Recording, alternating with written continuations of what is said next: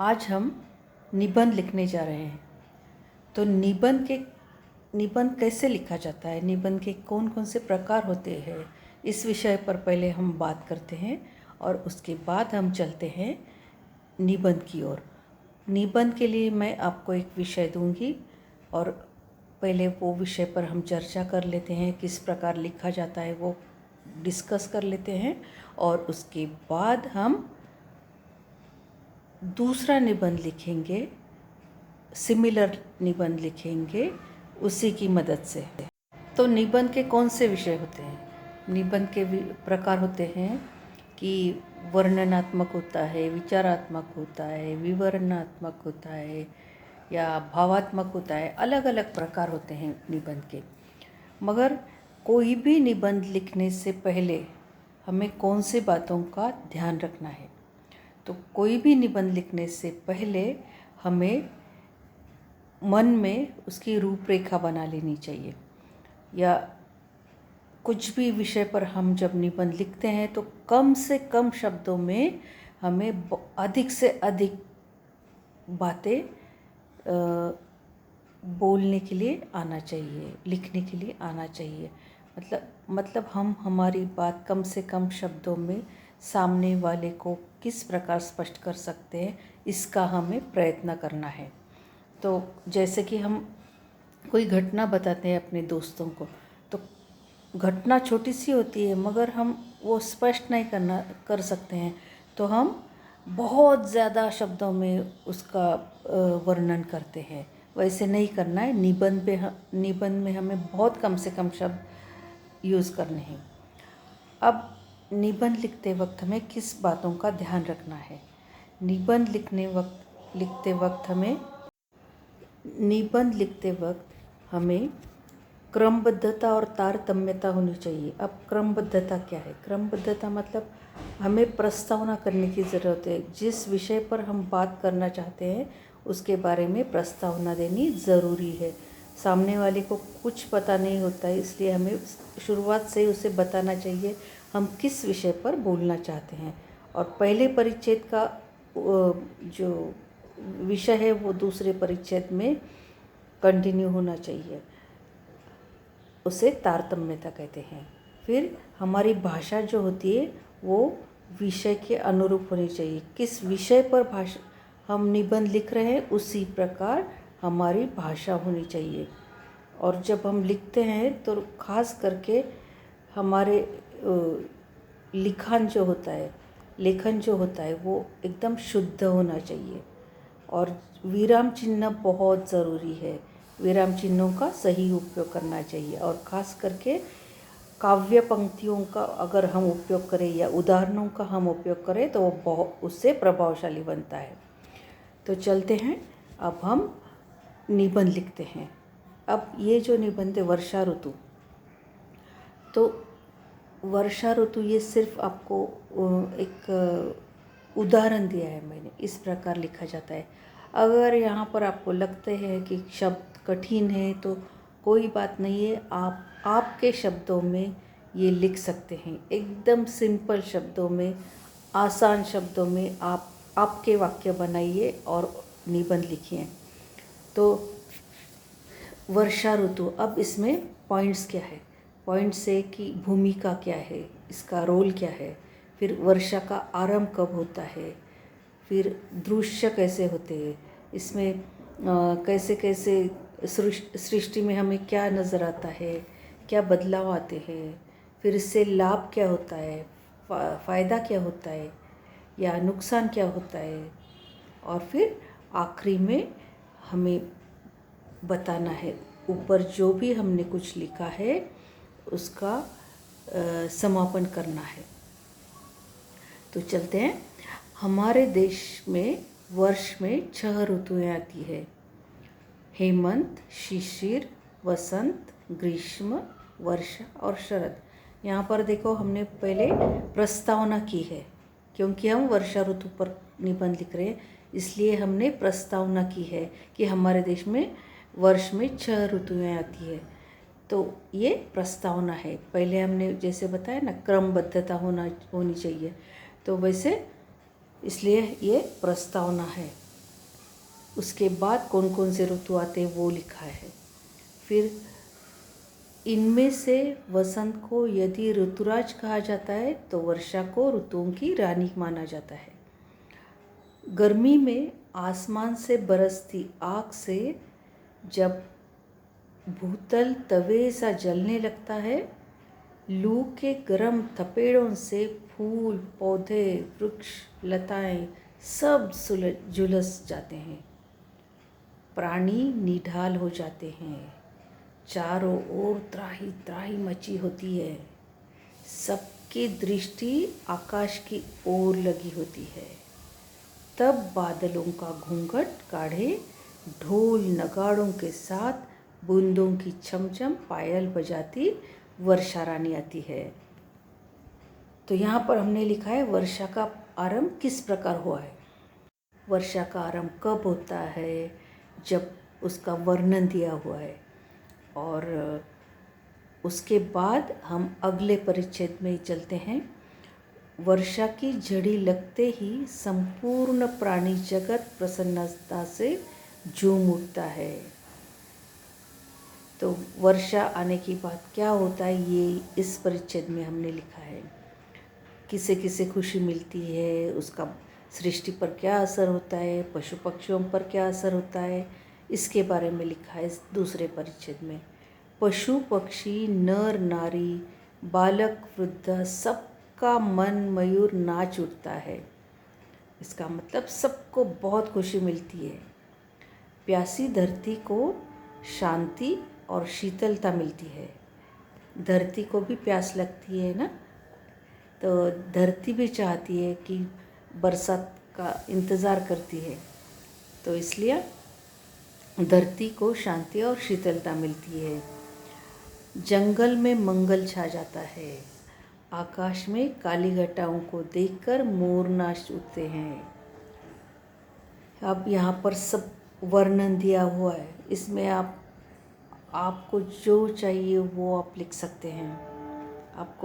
आपने जो भी निरीक्षण किया हुआ है सृष्टि का, जब बरसात होती है तो आप अभी भी हमेशा निरीक्षण करते हैं कि क्या होता है, किसे खुशी मिलती है, कौन बरसात का इंतज़ार करता है। ये सब बातें हम यहाँ पर लिख सकते हैं।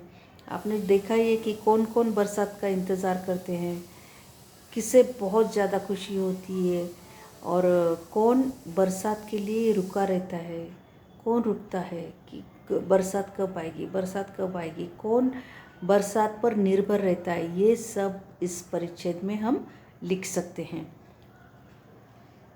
तो वर्णन हम लिख सकते हैं। हमने जो देखा है, हम अभी अभी देख रहे हैं, बरसात शुरू अभी काफ़ी बरसात है, तो बरसात में क्या क्या होता है आप आपके शब्दों में उसका वर्णन कर सकते हैं। बच्चों पर उसका क्या असर होता है, पंछियों पर क्या असर होता है। कई बार मनोरम दृश्य तो होते ही है, पर उसके साथ साथ अभी तो हमने कई बार देखा है टीवी के न्यूज़ में, हमने कई बार देखा है समाचारों में कि कहाँ कहाँ क्या क्या हुआ है, बहुत ज़्यादा बरसात से किसे क्या हुआ है। तो यहाँ पर हम मनोरम दृश्य लिख रहे हैं, पर आगे जाकर हम लिखेंगे कि उसके लाभ कौन कौन से। लाभ के साथ साथ लाभ तो है ही, मगर हमेशा ही लाभ नहीं होता है। कभी कभी वर्षा ऋतु गलत समय पर जब आती है वर्षा, तब उससे क्या नुकसान होता है, क्या हानि होती है, ये भी बताना ज़रूरी है। तो हम ये सब जो भी है, हम जो लिखते हैं, वो सिर्फ हम जो निरीक्षण करते, जो सुनते हैं, जो पढ़ते हैं, वही हमें निबंध में लिखना होता है।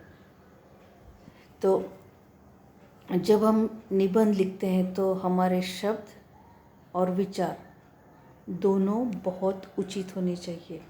सही जगह पर सही शब्द ही इस्तेमाल करने हैं। तो यहाँ मनोरम दृश्य जो है वो आप आपके आसपास का दृश्य लिख सकते हैं।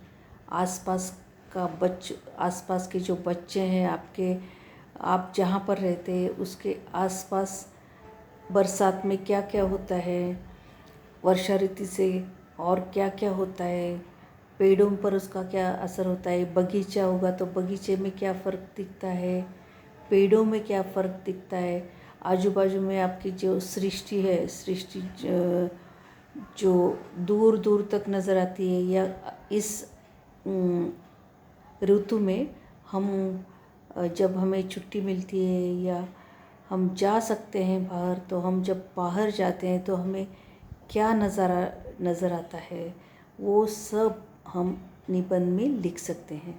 तो हम जो भी आप लिखोगे वो एकदम सिंपल वाक्यों में शुरुआत करनी है हमें।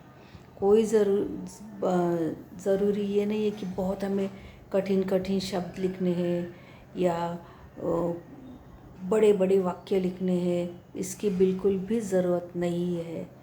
सिर्फ आपके निबंध में क्या होना चाहिए, तो शुरुआत में आप जो प्रस्तावना करते हैं उसी से संबंधित आगे का भी परिच्छेद होना चाहिए।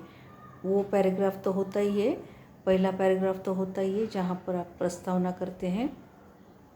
प्रस्तावना के बाद वैसे ही वो आगे चलना है।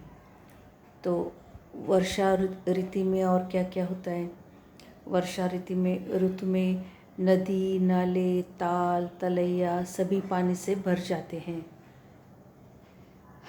जो दादुर के टर टर के स्वर चारों ओर सुनाई पड़ते हैं। दादुर मतलब ये जो मेंढक होता है ना वो। और अभी आपको वर्षा ऋतु लिखना ज़्यादा आसान है, क्योंकि आप सिर्फ एक दिन के निरीक्षण, जो एक दिन आप आंखें खोलकर कान खुले रख कर देखिए क्या हो रहा है, तो आपको वर्षा ऋतु निबंध लिखना बहुत आसान जाएगा। फिर वन उपवन हरियाली से ढक जाते हैं, पेड़ पौधे हरी पत्तियों से लद जाते हैं, बेलें झूमने लगती है, पक्षी चहचहाने लगते हैं। तो ये सब वर्णन दिया हुआ है, मगर ये वर्णन आपका लिखना है आपको। फिर कृषकों के लिए तो वर्षा वरदान बनकर आती है। किसान जो होते हैं ना, तो किसान तो बरसात का इतना इंतज़ार करता है, और किसान को सही समय का पता होता है कि बरसात कब आएगी, और उसी से वह खेतों में हल जोतता है। फिर धान की रोपाई होती है, मक्का, ज्वार, बाजरे के लहलहाते खेत कृषक को नवजीवन प्रदान करते हैं।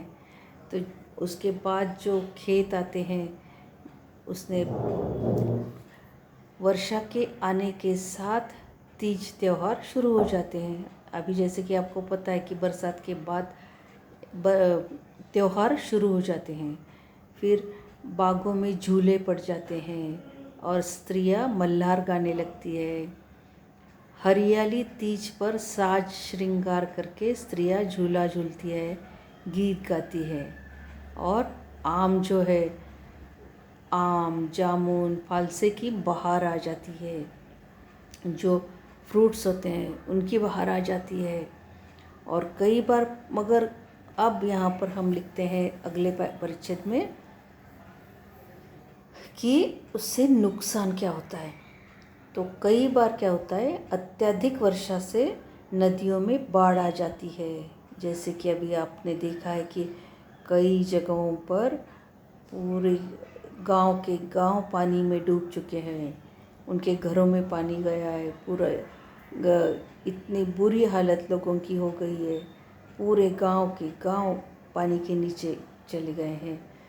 और खेतों में लबालब पानी भर जाता है, पूरा खेत क्या, घर क्या, हर चीज़ नष्ट हो जाती है, पूरे नुकसान हो जाता है। जब घर में पानी घुस जाता है तो अपने सब जो कीमती चीज़ें जो होती है वो पूरी ख़राब हो जाती है। और कई बार तो जब ऐसी परिस्थिति आती है तो पीने के लिए लोगों को पानी नहीं मिलता है। खाने के लिए तो मिलता ही नहीं है, मगर पीने के लिए पानी नहीं मिलता है। फिर फसल जो होती है वो नष्ट हो जाती है। किसान का तो नुकसान होता ही है, मगर सिर्फ किसान का नुकसान नहीं होता, लोगों के घर भी पानी में डूब जाते हैं, कई बार गिर जाते हैं, लोग पूरे बेघर हो जाते हैं। जब उनका घर पूरा पानी के नीचे आ जाता है तो उन्हें घर ही नहीं रहता है, खाने के लिए नहीं मिलता है। कितने बेचारों की हालत ख़राब हो जाती है। फिर कई बार तो जन की और धन की दोनों की हानि होती है, मतलब लोगों की भी हानि होती है और पैसों का तो पूरा नुकसान होता ही है। पूरे घर की जब कीमती चीज़ें पानी में भीग जाती है तो वो दोबारा ठीक नहीं हो पाती है, पूरी गंदगी से वो भर जाती है, पूरी ख़राब हो जाती, कोई भी चीज़ पानी में पूरी ख़राब हो जाती है। इतनी कीमती चीज़ें हमारे घर में होती है, वो सब उसका नुकसान हो जाता है। फिर वर्षा ऋतु में मक्खी, मच्छर और बहुत सारे अलग अलग प्रकार के जो कीटक होते हैं वो बढ़ जाते हैं। हमें तो पता भी नहीं चलता है कौन कौन से किस प्रकार के कीड़े आ जाते हैं। और फिर जगह जगह पानी के भराव आ जाते हैं, नाले बहने लगते हैं। कई घरों में तो, कई गरीब लोगों के घरों में तो नाली का पानी चला जाता है। अब नाले इतने ज़्यादा भर जाते हैं तो जो पानी होता है, गंदगी जो होती है वो सब जगह पर फैल जाती है। और वो गंदगी फैलने की वजह से क्या होता है, लोगों को बहुत रोगों का सामना करना पड़ता है। बहुत सारे रोग बढ़ जाते हैं। कई बार तो उल्टियाँ होती है, पेट खराब होता है, कई इतने सारे बीमारियां फैल जाती है पानी की वजह से। तो जिस प्रकार फ़ायदा होता है उस प्रकार नुकसान भी होता है। कई बार ये वर्षा का जो बरसात का नुकसान भी बहुत बुरा होता है। तो फ़ायदे तो है ही, मगर कोई भी चीज़ ज़रूरत से ज़्यादा जब हो जाती है तो उसका बहुत नुकसान होता है, उससे नुकसान होता है। तो इसलिए जितना हमें लगता है उतना ही हमें, जितनी चीज़ें हमें लगती है उतनी हमें मिलनी चाहिए। ज़रूरत से ज़्यादा जब बरसात आती है तो बहुत ज़्यादा नुकसान होता है। अभी जब हम बरसात का निबंध लिख रहे हैं तो बरसात की आवाज़ भी हमें सुनाई दे रही है। आप सुन सकते हैं कि बरसात, कितनी ज़्यादा बरसात हो रही है। तो हम ये भी कह सकते हैं कि जिस प्रकार लाभ होते हैं, बरसात के लाभ होते हैं, उस प्रकार अगर बहुत ज़्यादा बरसात आने से या जिस समय बरसात नहीं होनी चाहिए उस समय बरसात आने से कई बार नुकसान हो जाता है। कई बार तो क्या होता है, जो फल होते हैं वो पूरे फल पानी में चले जाते हैं और उस ऋतु में हमें फल मिलते ही नहीं है। जितने फल हमें मिलने चाहिए उतने फल हमें मिलते नहीं है, क्योंकि बहुत ज़्यादा बरसात की वजह से उनका नुकसान हो जाता है। कई बार ऐसे होता है कि पूरे बगीचे जो होते हैं वो फलों के बगीचे नष्ट हो जाते हैं। तो इसलिए हम कह सकते हैं कि बरसात से बहुत नुकसान भी हो जाता है। तो लाभ तो होता ही है पर नुकसान भी होता है। तो फिर इस प्रकार हम लिख सकते हैं कि क्या क्या नुकसान होता है, कैसे नुकसान होता है। अगर तुम चाहो तो तुम न्यूज़पेपर्स के कटिंग्स रख सकते हैं और फिर तुम उसके ऊपर बहुत अच्छी तरह से निबंध लिख सकते हैं। तुमने अगर न्यूज़पेपर में कटिंग्स देखे तो तुम्हें पता चलेगा कि किस प्रकार नुकसान हुआ है लोगों का। तो जब हम चित्र देखते हैं तो उससे हम बहुत अच्छी तरह से लिख सकते हैं। तो ये भी हम लिख सकते हैं। तो फिर इस प्रकार हम वर्षा के बारे में निबंध लिख सकते हैं और फिर उसका अंत कर सकते हैं।